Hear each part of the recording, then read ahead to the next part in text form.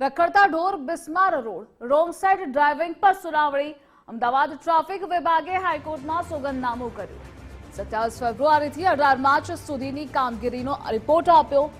ટ્રાફિકના નિયમ ભંગ બદલ 2 લાખથી વધુ કેસ કરાયા 2 લાખથી વધુ કેસ કરી 13.21 કરોડ રૂપિયા દંડ વસૂલ્યો 13.21 કરોડની દંડની રકમ ડિજિટલ માધ્યમથી વસૂલાઈ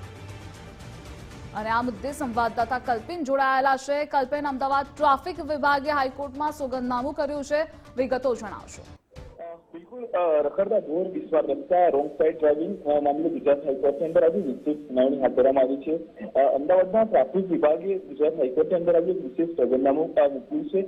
27/2/2025 સુધીની 18/3/2025 સુધી કરેલી કામગીરીનો આ વિસ્તૃત અહેવાલ છે તે મૂકવામાં આવ્યો છે સાથે આ અહેવાલ પરથી સલુકો થઈ રહ્યો છે કે અમદાવાદ જે છે તે કરોડો રૂપિયાનો દંડ ભર્યા પણ સુધારવાનું નામ નથી લીધા તે પ્રમાણેની વિગતો આજે મૂકવામાં આવી છે ટ્રાફિક નિયમોના ભંગ બદલ કુલ 1 કરોડ ને 1,55,055 કેસ કરી કુલ 13 કરોડ 21,60,650 રૂપિયાનો દંડ છે તે વસૂલવામાં આવ્યો છે આ દંડની રકમ માત્ર ડિજિટલ માધ્યમથી જ વસૂલવામાં આવી હોવાનું પોલીસ દ્વારા કોર્ટમાં માહિતી છે તે મૂકવામાં આવી છે મહત્વની વાત જો કરવામાં આવે તો આ રોંગ સાઇડ ડ્રાઇવિંગ હેલ્મેટ વિનાના ઓવર સ્પીડિંગ સીટ બેલ્ટ વિનાના વાહન ચલાવવા બદલ દંડ સાથે મોપેડ પર 3 સવારી વાહન ચલાવતી વખતે મોબાઈલનો ઉપયોગ કરવો રિક્ષામાં કેપેસિટી કરતા વધારે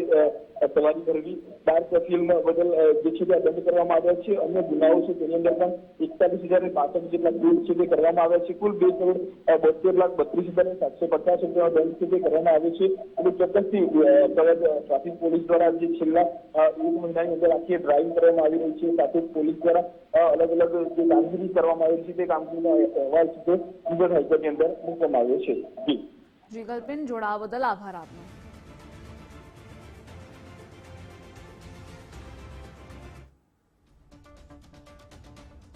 તો ટ્રાફિક પોલીસે સપાટો બોલાવ્યો છે રોંગ સાઇડ ડ્રાઇવિંગના કેસની સંખ્યા 8,789 છે દંડની રકમ 1.65 કરોડ રૂપિયા છે ઓવર સ્પીડિંગમાં 6,922 કેસ છે 1.59 કરોડ રૂપિયા દંડની રકમ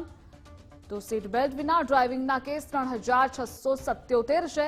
મોપેડ પર 3 સવારી 2,059 2 લાખ રૂપિયા દંડની રકમ છે મોબાઈલ પર વાત કરી 879 કેસ નોંધાયા છે તો રિક્ષામાં ક્ષમતા કરતા વધુ સવારી કરતા 664 સામે પણ કાર્યવાહી કરવામાં આવી છે 3.97 લાખ રૂપિયા દંડની રકમ વસૂલવામાં આવી છે